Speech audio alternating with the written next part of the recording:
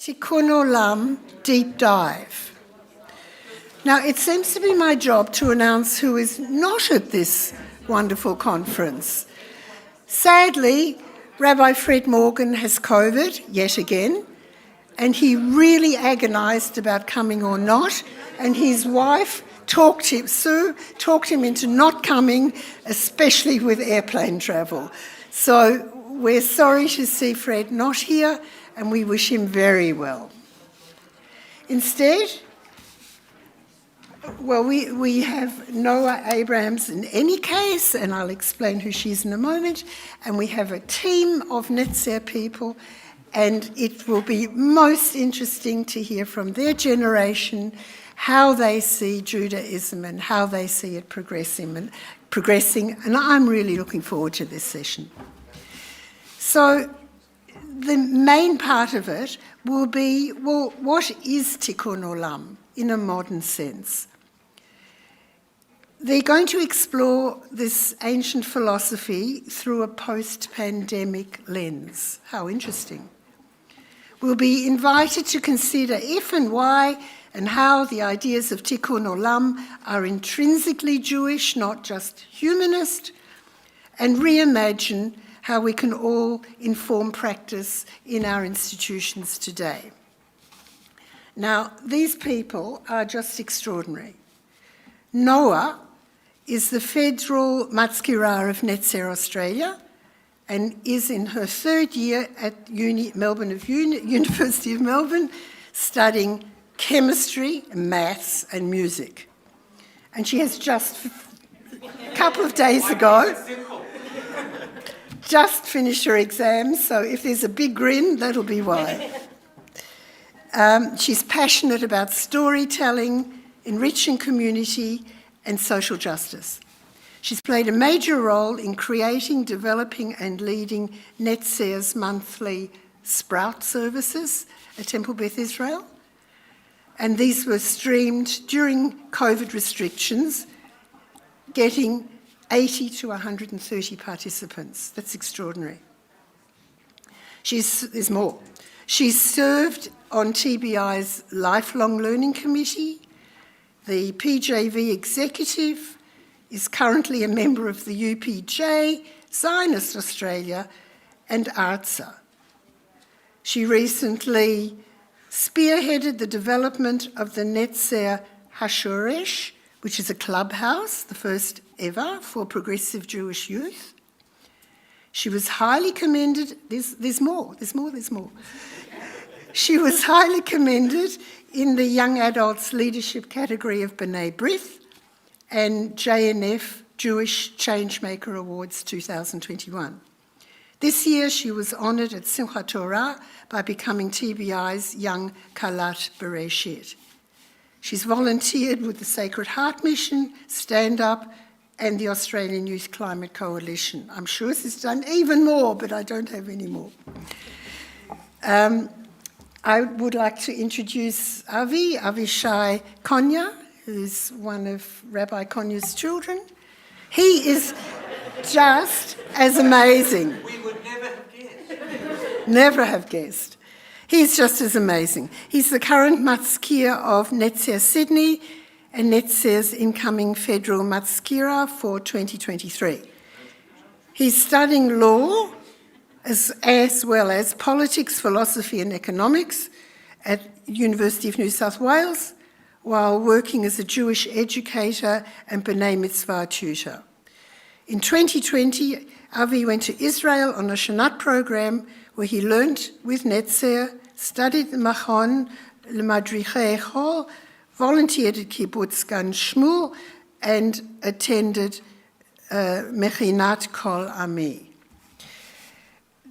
These two wonderful people tell me that they're going to introduce our other two guests because I don't want to take up this whole session. So I will leave it to you and please enjoy. Hello everyone, thank you so much for coming. I'll start by just introducing Gaia, our current Head of Education in Netzer Sydney and incoming coordinator of our Shnut program, and Ashira, who is our incoming Sganit Mazkira in Netzer Melbourne. And I'd also like to begin by acknowledging the traditional custodians of this land, the Gadigal and Bidjigal people of the Eora Nation. Pay my respects to their elders past and present, and also acknowledge the elders of all the lands from where we're coming from today to meet together. This program is about Tikkun Olam, and in Netzer fashion, we wanted to give you a bit of a taste of how we run our immersive and informal education for our young people, while also talking about Tikkun Olam in a broader sense. So I hope that you will welcome this more informal type program and session. I'll be asking you to stand up and move around a little bit during this session, and we'll be exploring the idea of what we talk about in Netzer as egalitarian learning, and that we all learn in different ways, and want to acknowledge that as a form of justice and welcoming as well. I also want to acknowledge that I wrote this program with Rabbi Fred Morgan, and it's very sad that he can't be here with us today, but we wish him refuah neshama shlama. And yeah, very excited to get into it. So we're going to be stripping back Tikkun Olam. It's sort of a buzzword in many of our communities that we talk about, but don't always get to go into in as much depth as we would like. So this is an opportunity to do that. We'll start by talking about our personal experiences, looking at some ancient texts as well as some resources that we use at Netzer, and then using that in an application to talk about how can we apply this in our different community settings going forward. So I'm going to start by asking everyone to partake in an activity called Spectrum, which we do at Netzer. What's going to happen is everyone will stand up and we'll form a line across the front here. And I'm going to say a statement, and I'm going to ask you to move to the right if your left if you agree with the statement, and to your right if you disagree with the statement. But you can choose any point along the spectrum, so it doesn't have to be the extremes. And then we're going to talk about each statement. Does that make sense? Yes? Fantastic. So if everyone wants to stand up. Yes, face me. Face us. So the first statement is... Yeah, everyone can come to the front. 1.5 metres. Just wait until everyone gets here. Maybe I'll use this one.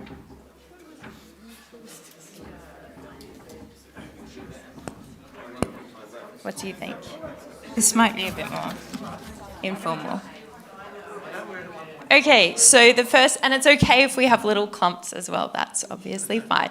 The first question is, Tikkun Olam informs my progressive Jewish practice, or my Jewish practice.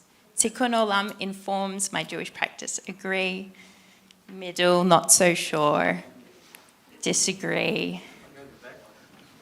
Agree is this way. Yeah, agree is that way. And I'm going to ask a few people to share why they're standing where they are. So mentally prepare. We can use this one.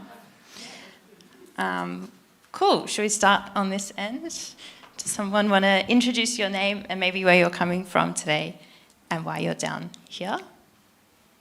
Any volunteers? I'm John Hillel from Temple Beth Israel. John Hillel from Temple Beth Israel. I'm here for quite personal reasons, really, in that I want to see if I can re-engage with what I've lost as a result of what I'm sure many of you know about that's happened at TBI recently, and to remind myself that there's other people around who are Jewish and have the same sorts of values that I have. And the reason I'm back here near the wall is because this is the starting point for me in terms of living my Judaism. And I'm very grateful to have the opportunity to do it with like-minded people. We might just go down the other end. Someone down. Oh, that was a white. Sandy, do you want to? Sure.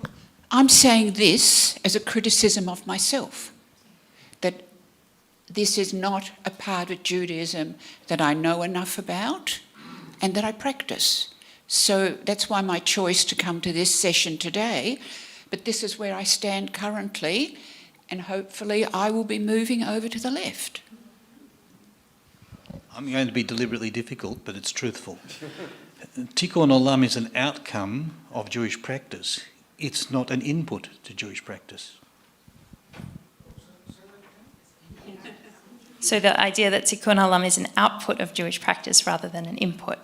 So a product of our practice rather than something that informs it. Mm-hmm. Great. And someone in the middle? I think it is an outcome of Jewish practice if we're truly, being connected to the three things of the study of Torah.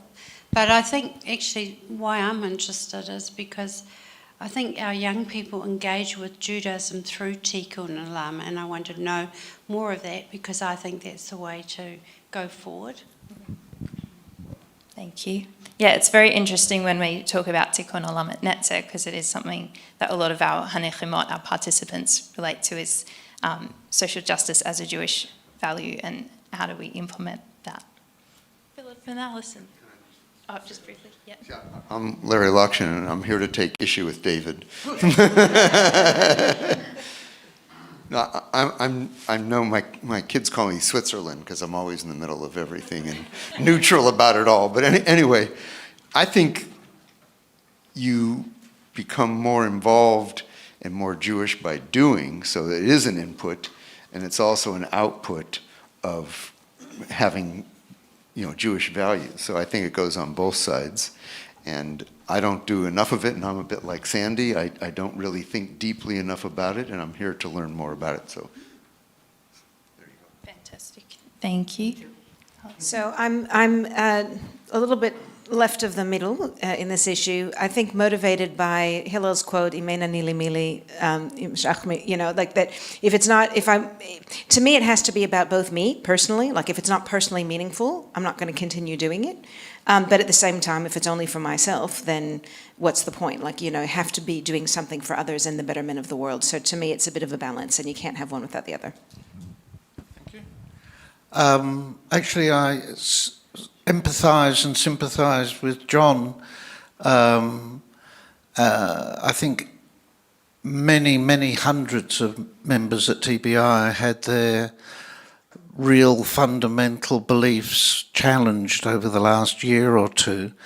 And like John, I think that it was refreshing, uplifting to see how many people in the end were where, I assume we, saw where we should go. So the whole Tikkun Olam area is, for me, extraordinarily strong in expressing my Judaism. Extraordinarily strong. And it really, Tikkun Olam governs every area of what I believe and try to do. This will be the last one, and then there'll be another question. I just want to follow on from what Carol was saying about young people engaging around Tikkun Olam, and I think that with young people really struggling with finding happiness today, that one of the things when they do engage in Tikkun Olam is that they lead more meaningful lives, and that does bring them happiness.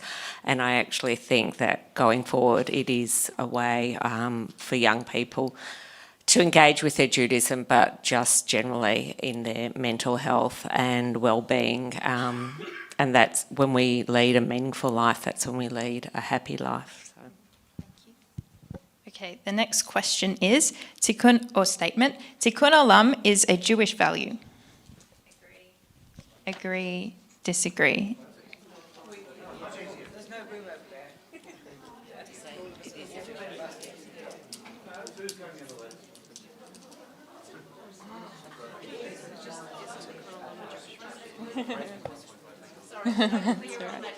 Tikkun Olam is a Jewish value solely.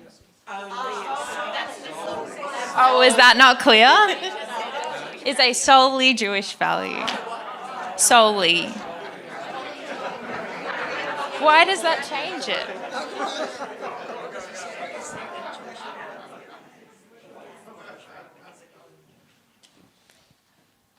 I mean, I find this interesting. Did you mean what I was going to say before? Yes. Do you mean solely as in others don't do it, or do you mean the only Jewish value? Is it deliberately ambiguous? Others don't do it. Like it's just like Jewish as opposed to other.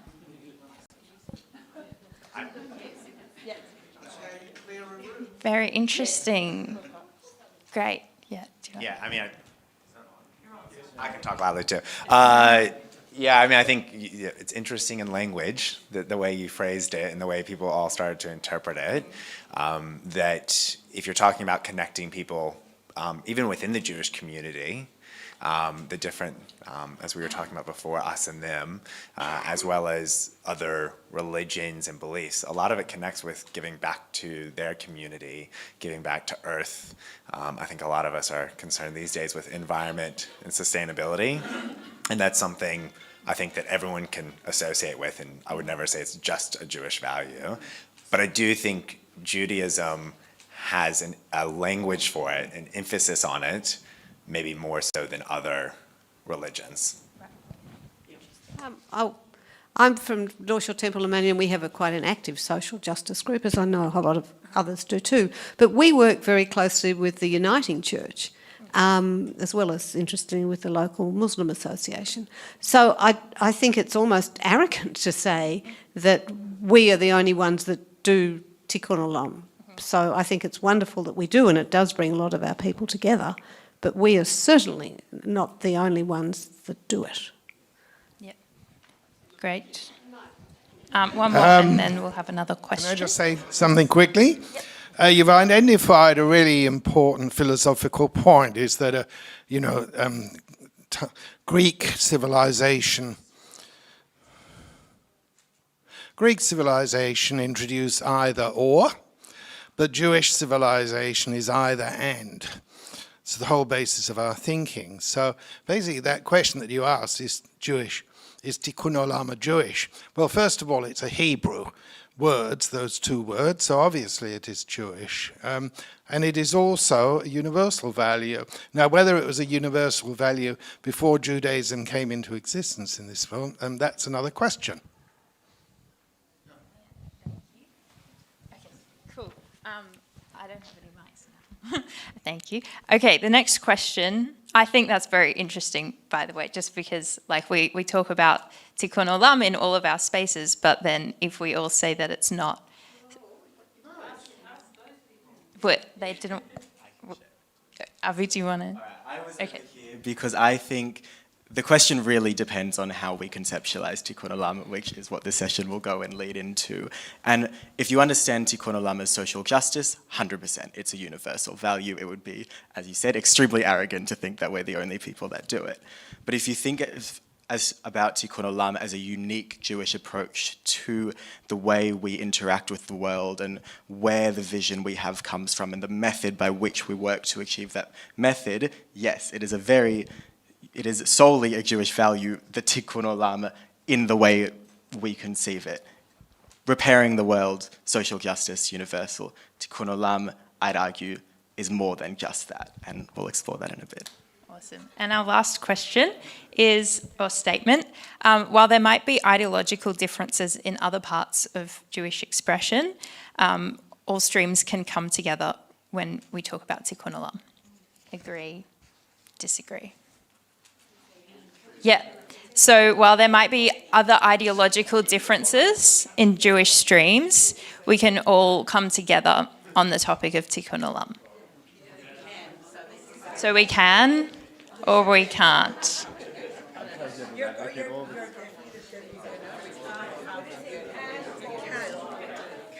Can. We have the... Well, that's a good point. Yeah.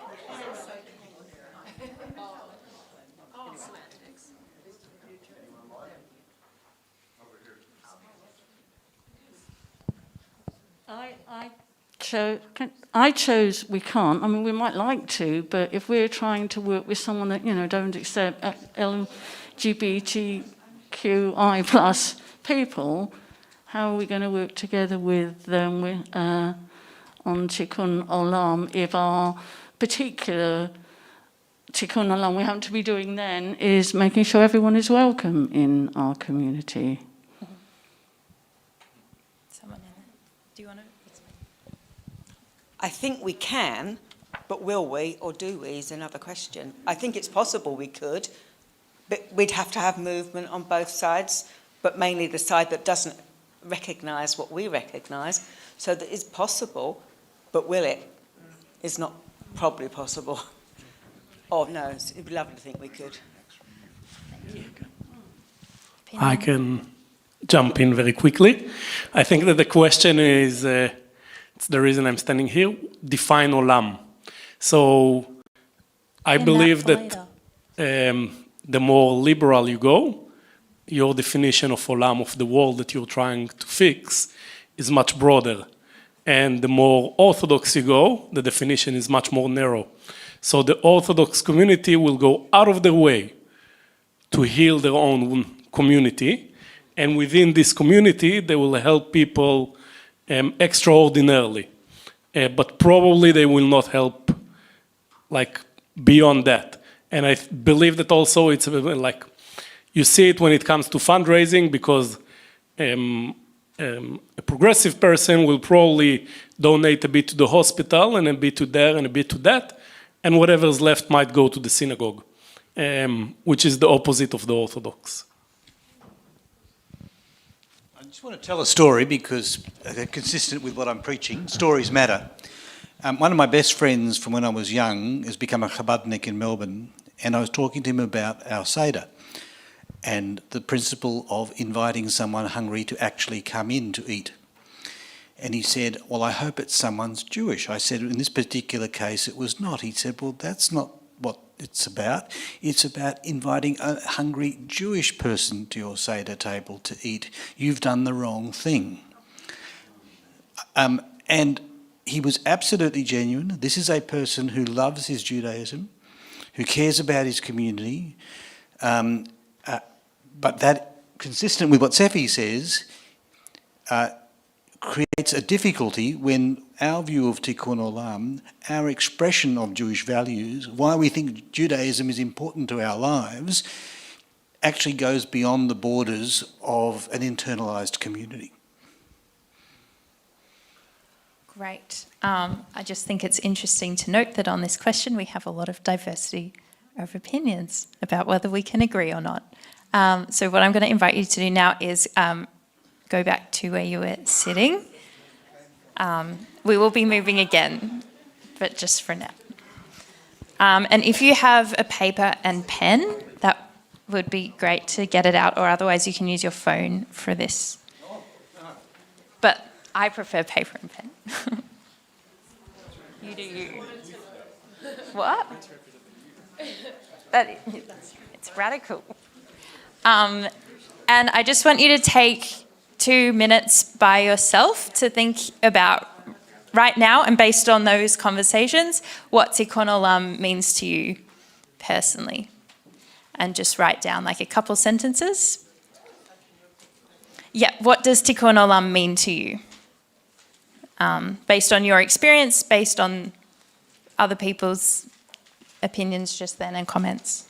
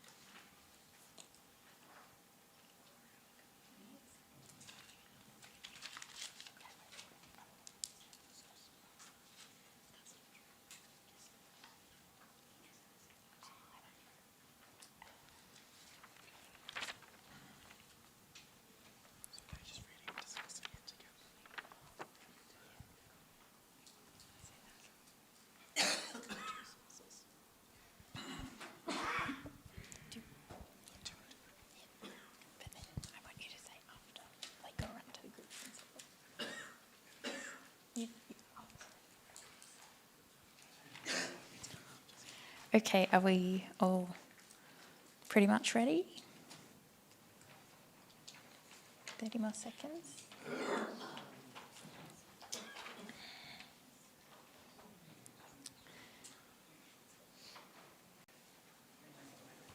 Yeah.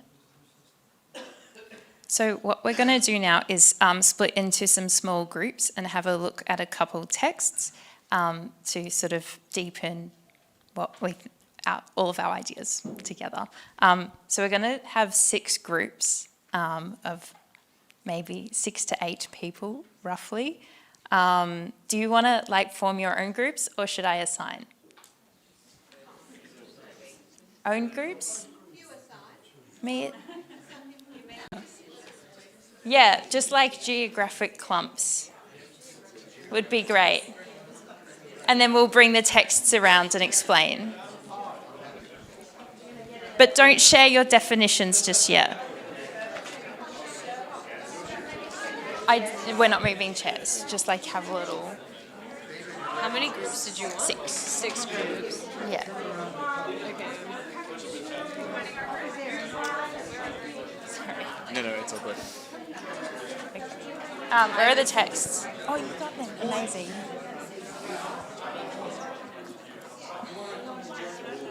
Do you want to split into 2 groups? One and... Yeah, that would be fantastic.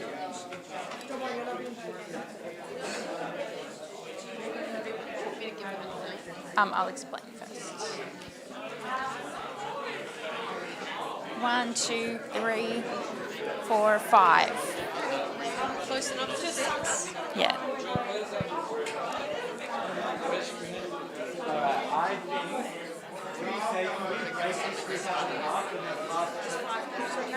Yeah, it's fine. That's fine. That's good. Okay, I'm going to explain. Are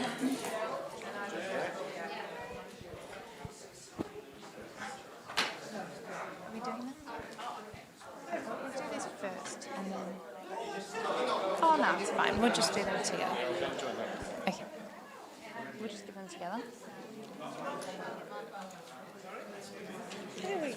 If you wanted to do it. Yeah, and maybe we can each take a group.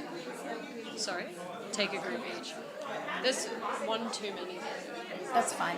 I'll scatter between 2 groups. Do you want to explain that? Or no? No, we'll just have them up. Okay, I'm going to explain what the two documents are as Gaia hands them out. So we've got one from our Mishkan, which is the Aleinu. We're going to specifically be looking at the paragraph about the Alkane, and Avi's going to shed some light a little bit later on his views as well. And then the second text is a model from Netzer, which is called the 5 concentric circles of Tikkun Olam, and it's annotated as well, so you can read through each layer of the circles. And I encourage you in your groups, we'll be sort of coming round as well to guide this, but to talk about each different layer and a different example of what that could be in your personal life or in your community. And yeah, draw links between the 2 texts. How do we partner old and new ideas in Judaism, etc. Do you want to add anything? All right, if you want to start moving your chairs back and coming in. That was good.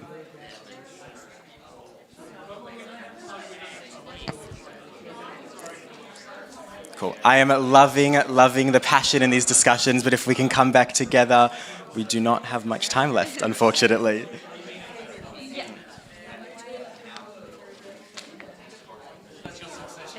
Okay, so one of the things we wanted to do in this session was... I'm going to move. I'll do it. I'm going. Just talking a bit. All right. So one of the things we wanted to do out of this session was really to contextualize Tikkun Olam, not as just this broad abstract concept of social justice, but really actually take a look at where does it come from? Why is this something inherent to our Jewish tradition?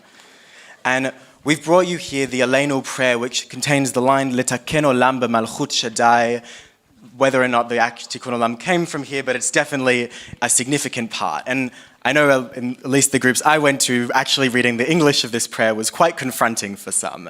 It's quite a scary thing to realize that we're saying this and every single week at shul. But I think when we look at it closer, it's become something really meaningful and remind us why this is such a part of our Judaism. Because we speak often of this tension between particularism and universalism. We're really inclined to go to the universal, to say social justice, we love it, it's great. But it's much harder when we start to say, hold on a second, who are we, where does it come from in our tradition, and how can we offer our unique lens? So there's many different understandings of Tikkun Olam. One we see here in the Aleinu, and it's really this idea of reflecting on what we see as what was once conceived, Messiah will come, will reach Gan Eden, all will be good, to maybe we've reconceptualized into this form of messianic era, a world where people come together, where there's peace. And maybe this is the Olam Metukan, the outcome which we're working for. But then, Litaken Olam b'malchut Shaddai, if we just say Litaken Olam is one thing, but we can't ignore the context with which it's written. And so coming from Malchut Shaddai, under the kingdom of God, in the rule of God. In one sense, as progressive Jews, we look to God in our text and we extrapolate morality, we extrapolate values, and we use these values to push us, to guide us in Tikkun Olam. There's a Kabbalistic understanding of this, that Malchut, it's actually, if anyone studied Kabbalah, there's said to be 10 spheres with which you reach divinity, in a sense. And Malchut is the sphere at the very, very bottom which we're in. And so if we're repairing the world in this malchut element, it means actually to repair the world as we can't reach for something more and better before we actually work where we are in the context of how we do things. And I think it's really important when we speak about Tikkun Olam to remember its Jewish roots, to remember where we're coming from and to discuss it. And then you would have gone to the next text, which I think, Noah, you'll talk about. And seeing how we've offered a more modern lens. Yeah, so it was very interesting hearing people's reflections about the concentric circles. One interesting point in this group was brought up, do we mean it as certain levels that you have to sort of tick off before developing to the next one, or is it a process in flow? Seems like that resonates with other groups as well. And yeah, I think that's an interesting question. There's no answer. It certainly makes sense that we would want to be sort of implementing different parts of our philosophy to many, many different elements of our world at the same time. But I guess the question of how to do that effectively is where the circles come in. And can we pursue grand scale things if our home isn't sort of just and ethical?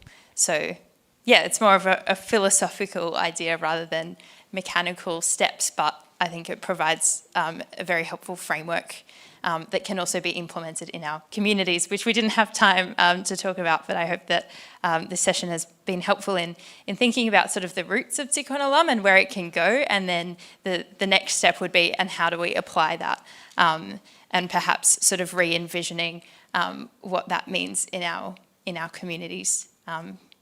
Will be a source of inspiration, I hope. So that is all. Thank you very much. Thank you.